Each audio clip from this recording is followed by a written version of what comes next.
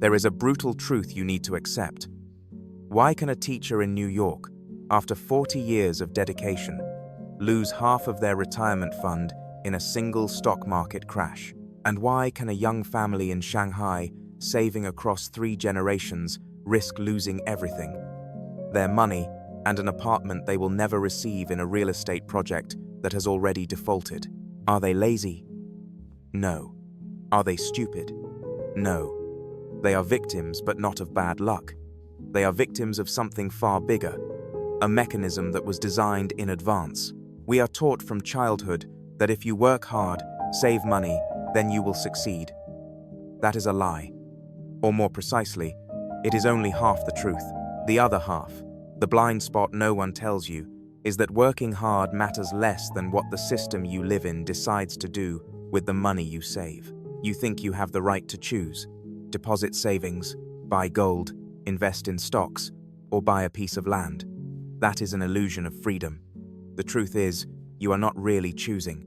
They, the architects of the financial system, designed enormous reservoirs to channel your money flow, and you are only choosing which reservoir you are forced to swim in: stocks, credit, real estate, or gold. They are not equal investment choices. They are instruments of control. They are gigantic dams regulating capital flows, and your financial fate depends entirely on which side of the dam you are standing on when they decide to open the gates or shut them. Welcome to Inner Shadow, where there are truths society does not want you to know. Today, we will decode the nature of asset reservoirs, why, in the West, the entire economy holds its breath to the pulse of the stock market, while in many Eastern economies, everything is bound to concrete and land. And most importantly, how these mechanisms are designed to absorb inflation and transfer wealth silently right before your eyes. The Wall Street machine, when belief is the greatest asset. To understand this world, first look at those who dominate it: the Western financial system, with the United States as its heart. Their machine runs on 2 pillars: the stock market and credit. Many people mistakenly believe the stock market exists so ordinary people can get rich. That is a dangerous misunderstanding. The true nature of the stock market, like Wall Street itself, is that it was not created for you. It was built for 2 core purposes. 1. As a capital-raising channel for giant corporations. 2. As a place to manage the savings of tens of millions of people. Let's talk about the first blind spot: history and trust. Why is an American willing to place their entire retirement money into ticker symbols they don't truly understand? Because their system has spent hundreds of years building a form of institutionalized trust. They have the SEC, the Securities and Exchange Commission. They have accounting standards. They have a dense legal system. But here is the essence: that trust is not there to protect you. It is there to protect the system. It ensures corporations can continue to raise capital as efficiently as possible. An IPO is not a party for you. It is a meal for investment banks and a funding source for businesses. The second blind spot, and the biggest one, is pension funds. In the West, tens of trillions of dollars sit inside pension funds and mutual funds. This is the savings of teachers, firefighters, doctors, engineers. By law, this money must be invested to generate returns.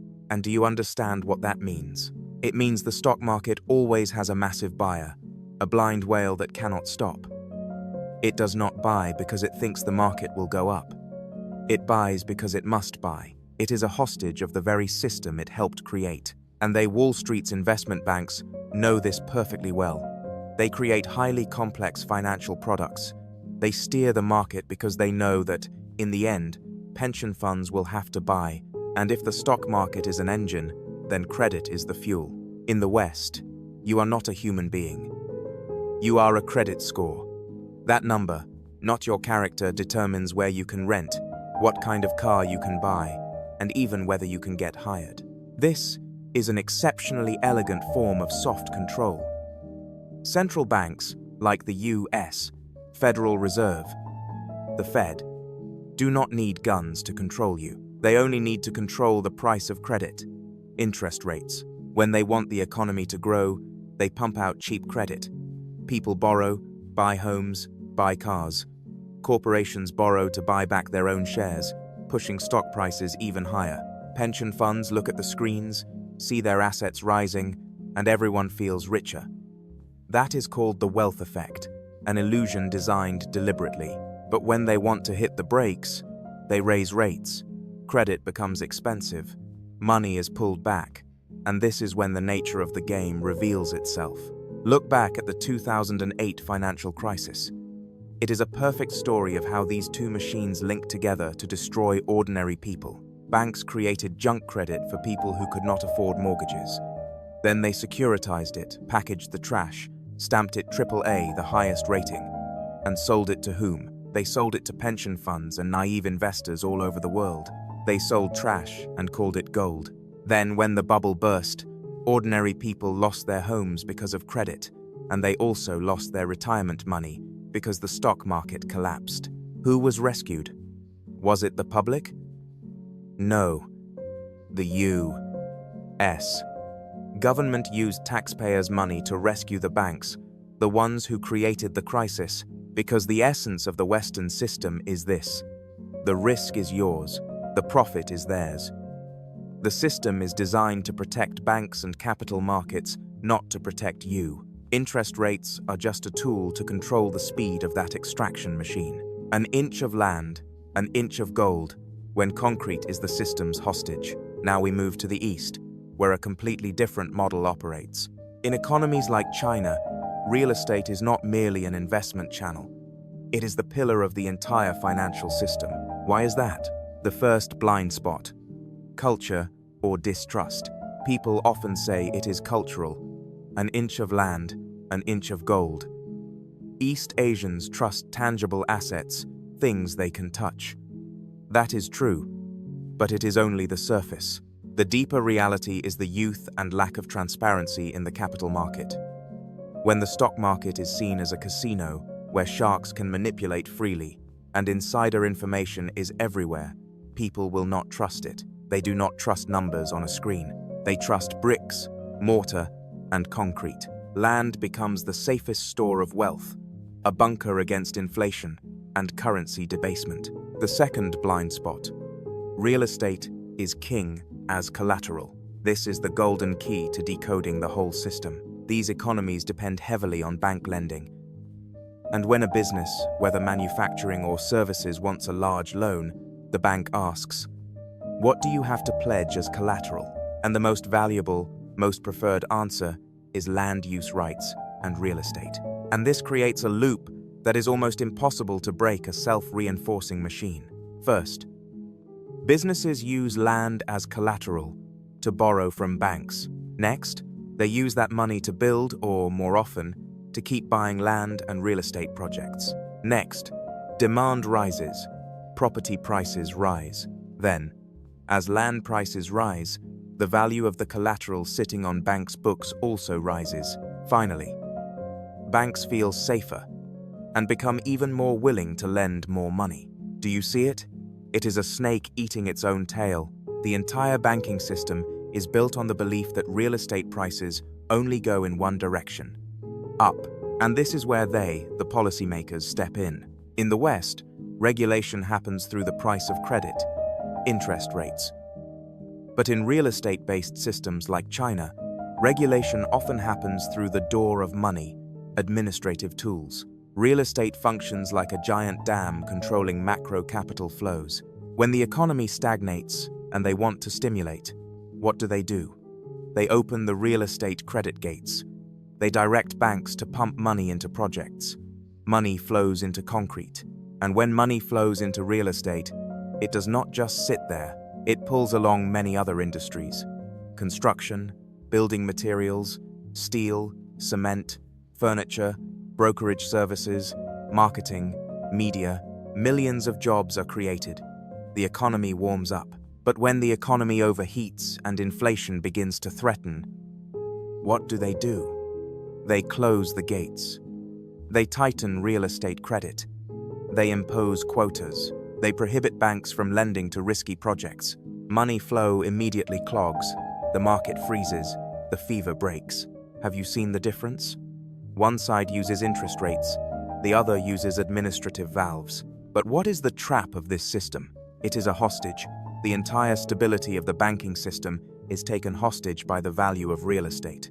Look at China and conglomerates like Evergrande. They built on that loop. Borrow money, buy land, build, prices rise, borrow even more. They built ghost cities, skyscrapers with no residents, simply to serve as reservoirs for capital flow. And when the Chinese government decided to close the credit valves to cool things down, the entire model collapsed. And who pays the price? Not the banks, they will be rescued by the state. Not the bosses, because they already had time to cash out. But millions of ordinary people. People who poured in all their lifetime savings, sometimes even borrowed money paying up front for an apartment that will now never be completed. In the West, you are a credit score. In this system, your savings are a brick in a tower that could collapse. And whichever model it is, you still seem to be just a pawn. Gold, inflation, and the reservoir of excess money. So what about gold? And why is inflation the key? Gold is a rebel. It is the only asset outside every system, yet every system needs it. When you buy a stock ticker, you are trusting the CEO and Wall Street. When you deposit money in a bank, you are trusting the banking system. When you buy an off-plan apartment, you are trusting the developer and policy. But when you buy gold, you are trusting no one. Gold is a currency that cannot be printed by any central bank. It is an asset that is not anyone else's debt obligation. It is the final insurance against the collapse of the entire system. And that is exactly why they hate gold. Governments and central banks do not want you to hold gold. They call it a dead asset because gold sitting still in a safe cannot create jobs, cannot pull along the construction sector, and most importantly, cannot be taxed or controlled easily. They want your money inside their system, in banks, so they can lend it out, in the stock market, so they can create liquidity, in real estate, so it can serve as collateral. They want you to play their game. Gold is how you say, I don't play.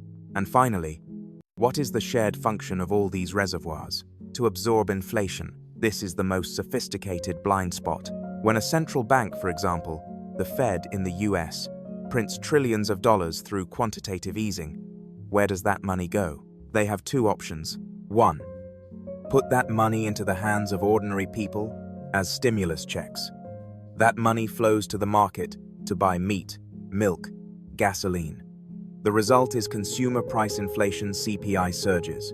Cost of living explodes and people get angry faster. Social instability spreads sooner and wider. 2. Inject that money into the financial system. The money does not reach you or barely reaches you. It reaches big banks. Those banks lend to corporations and the ultra-rich at near zero rates. And where does that money flow? Into the reservoirs, the stock market, and the real estate market. And the result? Asset price inflation. Stock prices soar. Real estate prices surge, while the price of a pack of instant noodles might rise only slightly. They did this deliberately. They would rather accept an asset bubble than a cost of living crisis. And here is the final trap for you. You are a wage earner trying to save money, but your wage increases only 5% a year. While the home you want to buy rises 30% a year, you can never win that race. You are running on foot trying to catch a race car. The system is designed so assets run faster than your labor.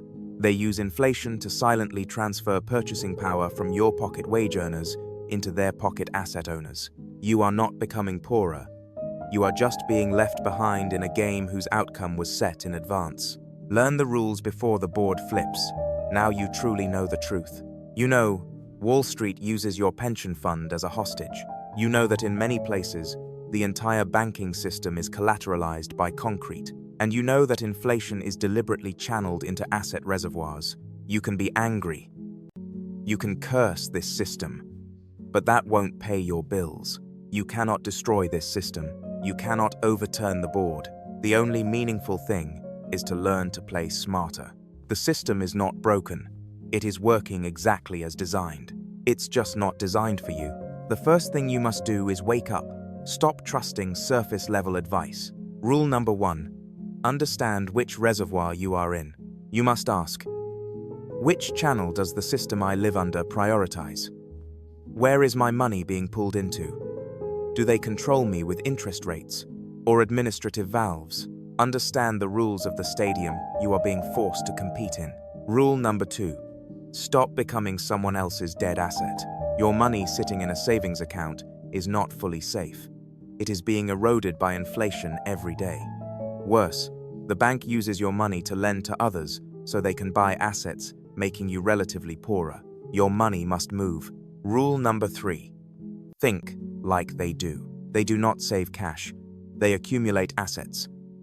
They use debt credit, not to buy a phone or a vacation, but as a tool to buy assets that can generate cash flow or rise with inflation. They use inflation, the weapon stealing your money, to enrich themselves. This is the naked truth of the game. You don't need to become an oligarch, but you must understand how they think if you don't want to become a sheep in the next shearing cycle. No one teaches you this in school because they don't want you to know. They want you to be an obedient worker and a compliant consumer. The game continues, but now you understand the rules better. Start playing your way.